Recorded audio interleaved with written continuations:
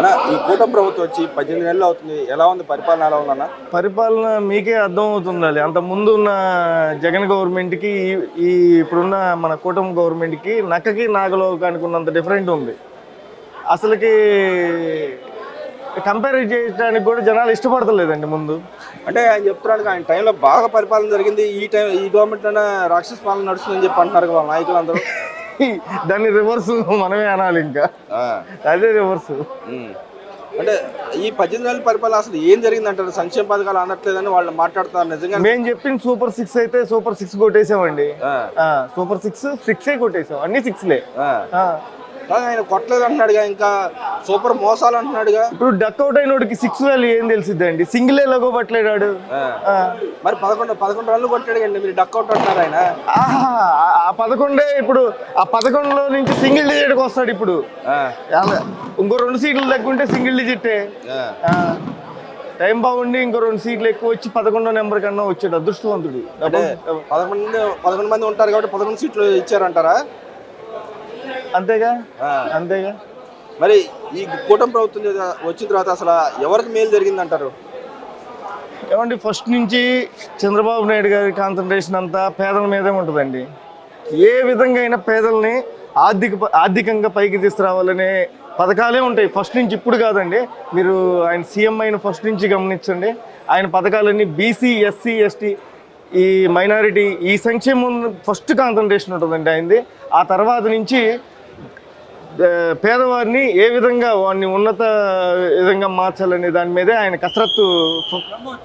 ఆయన పథకాలు, ఆయన వ్యూహం అంతా ఆ విధంగానే ముందుకెళ్ళిద్దండి. అంటే P4 అనే కాన్సెప్ట్ తీసుకొచ్చారు కానీ ఎవరు మేలు జరిగిందని చెప్పి అడుగుతున్నారు వాళ్ళు. అర్థం కాలేదండి. P4 కాన్సెప్ట్ తీసుకొచ్చారు, ఎవరికి మేలు జరిగిందని అంటున్నారుగా. ఏమంటే దానివల్ల రిజల్ట్ చాలా మీరే చూస్తారండి. మరి ఇప్పుడు PPP మోడల్ ద్వారా మెడికల్ కాలేజ్ కట్టబోతుంది, దాన్ని కూడా వ్యతిరేకిస్తున్నారు కదా. మేము ఇప్పుడు సొంతకాలు సేకరణ చేసాం కాబట్టి ఆగిపోయిందని చెప్పి అన్నారు. నిజంగానే ఆగిపోయిందంటారు అసలుకి? ఇప్పుడు దున్నపోతు ఏందిరా అంటే బర్రెని కట్టి దోణ కట్టేయండిరా అన్నట్టు ఆడ అసలుకి ఇంకా విధానం అమలే కాలేదు. మనం ఇక దాన్ని తీసుకొచ్చి ఆయన ఏదో డైవర్ట్ పాలిటిక్స్ చేయడానికి ట్రై చేశాడు కానీ సక్సెస్ కాలేకపోయాడండి జగన్. ఆయన అంటున్నాడు కదా, పేదలకు న్యాయం జరగదు కాబట్టి మేము ఆఫ్ చేస్తామని చెప్పి అంటున్నాడు. కానీ నిజంగానే ప్రైవేట్ పరం చేస్తే, మెడికల్ కాలేజ్ ప్రైవేట్ పరంగా డెవలప్ చేస్తే ఆగిపోద్ది అంటారు. పేదలకు వైద్యం కానీ ఇటు విద్య కానీ అయిపోద్ది. ఎందుకు అయిపోయింది? దానిలో మొన్నే కదా మీటింగ్ కూడా పెట్టారు కదా బాబు గారు, పెట్టి దాన్ని మొత్తం ఎక్స్ప్లెనేషన్ ఇచ్చాడు కదా. ఎటువంటి పరిస్థితులు ఆగదండి అది. మరి అదేవిధంగా ఈ కూటమి ప్రభుత్వం 18 నెలల పరిపాలనలో దాదాపు 1,32,000 కోట్లు అయితే వాగ్దానాలు ఇచ్చారు, నెరవేర్చలేదని చెప్పి అంటారు. నిజంగానే అసలు ఏ రూపాయి కూడా ఇవ్వలేదంటారా? ఎవరండి? గవర్నమెంట్ వాగ్దానాలు లెక్క చూసుకుంటే 1,32,000 కోట్లు ఇవ్వాలంట పేద ప్రజలకు కానీ ఎవరికైనా సంక్షేమం. కానీ ఇంత మటుకు ఎవరికి ఇవ్వలేదు, ఆ డబ్బులు కట్టలేదు, ఎతుకుతున్నారంట కదా పేపర్లో. ఈ ఆర్థిక దొంగ చేసిన దొంగతనాలకి దాడిలో పెట్టడానికి అలా వాస్తవానికి అయితే వేరే సీఎం అయితే ఇంకో 10 సంవత్సరాల బడ్జెట్ కూడా సరిపోదు ఈ దొంగకి. కాకపోతే ఏంటంటే ఇప్పుడు ఎట్నో ఒకడు 1 ఇయర్లో లైన్లో తీసుకొచ్చాడు. మళ్ళీ ఇప్పుడు పాలన సుఖవంతంగా జరుగుతుంది. ఇక రాబోయే రోజులన్నీ ఇక విప్లవాత్మకంగా ఉంటాయి. అంటే గతంలో అయితే అధికారం రాకముందు ఓ పాంప్లెట్ పంచారు, అది అందలేదని చెప్పి అంటారు. నిజంగానే అందలేదా? ఏదైతే వాగ్దానం ఇచ్చిన సూపర్ 6 వాగ్దానాల్లో అందలేదు, ఇంత డబ్బులు రావాలి ప్రజలకు ఇవ్వలేదు, వాళ్ళు ఎదుగుతూ ఉన్నారు మీ మీద అని చెప్పి అంటున్నారు. ప్రజలు నిజంగానే ఆ పథకాలు రాలేదని ఎదుగుతున్నారా?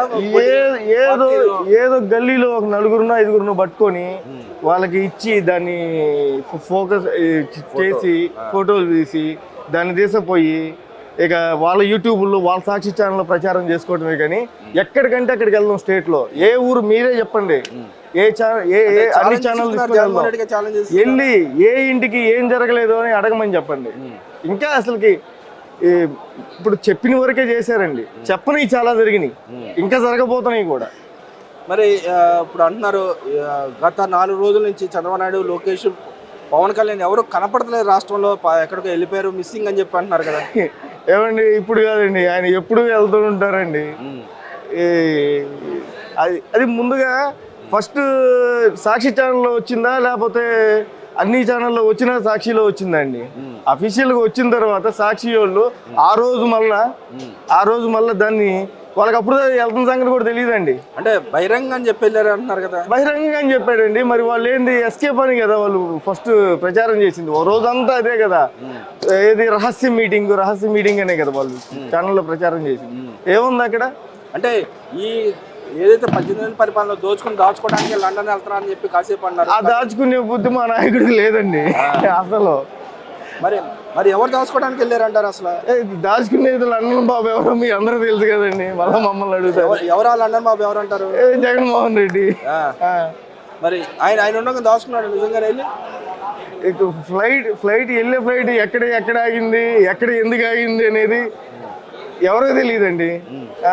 మరి కొంతమంది వైసీపీ నాయకులు మాట్లాడుతారు రాష్ట్రంలో లా అండ్ ఆర్డర్ లేదు, దోపిడీ గురవుతుంది, రాష్ట్రంలో లా అండ్ ఆర్డర్ లేదని చెప్తున్నారు. నిజంగా లా అండ్ ఆర్డర్ లేదంటారు రాష్ట్రంలో?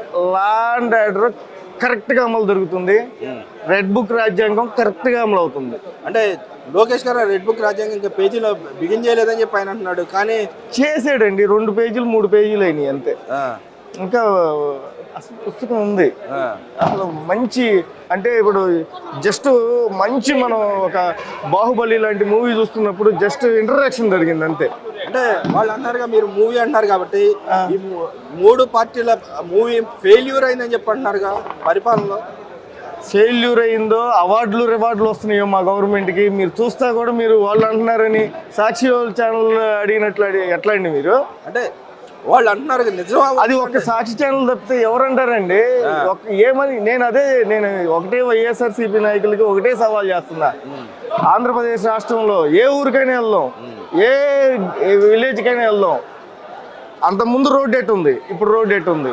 అంతకుముందు బిల్డింగ్లు ఎలా ఉన్నాయి, ఇప్పుడు బిల్డింగ్లు. అంతకుముందు స్కూళ్ళు ఎలా ఉన్నాయి, ఇప్పుడు ఎలా ఉంది. ఇప్పుడు ఫుడ్ తింటున్నారండి పిల్లలు, ఇంట్లో కూడా పెట్టము అట్లా తింటున్నారు పిల్లలు ఫుడ్ స్కూళ్ళల్లో. మరి ఆయన అన్నాడు కదా లోకేష్ గారి పరిపాలన ఏం బాగాలేదు, ఇంకో పక్కన ఏదైతే స్కూల్లో కూడా డెవలప్మెంట్ ఏం చేయట్లేదు, ఎక్కడెక్కడ కూలిపోతుంది, పిల్లలు అవస్థపడుతున్నారు, నీళ్లు కూడా అందిలేని.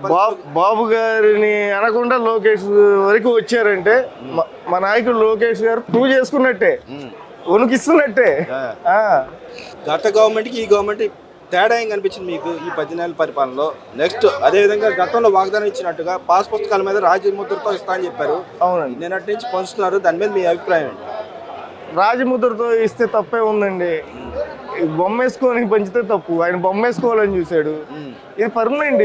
రాజముద్రతో ఇస్తే తప్పే ఉంది. పాస్ పుస్తకాలు గతంలో మనం చూసాం ల్యాండ్ టైటిల్ యాక్ట్ తీసుకొచ్చారు. చాలా మంది టైటిల్ యాక్ట్ వేరు, ఇది వేరు. నేను అంటే టైటిల్ యాక్ట్ తీసుకొచ్చి జనాలందరి మీద ఆయన బొమ్మ వేసుకొని తిరిగాడు. ఇప్పుడు దాన్ని తీసేసి మేము ఇస్తా అని చెప్పి అన్నారు. కూటమి ప్రభుత్వం చెప్పింది. దాన్ని ఎలా చూడొచ్చు అంటారు? ఇక్కడ అంతమంది రైతులు కూడా భయం ఉంది కదా. అవునండి, ఆయన అన్ని ఇప్పుడు గవర్నమెంట్ సంస్థలన్నీ ఎట తాకట పెట్టాడు. ఆయన బొమ్మ వేసుకున్న తర్వాత మొత్తం భూములన్నీ కూడా తాకట పెడతారని భయం పుట్టే కదా ల్యాండ్ టైటిల్ యాక్ట్ అనేది అటర్ ఫ్లాప్ అయింది.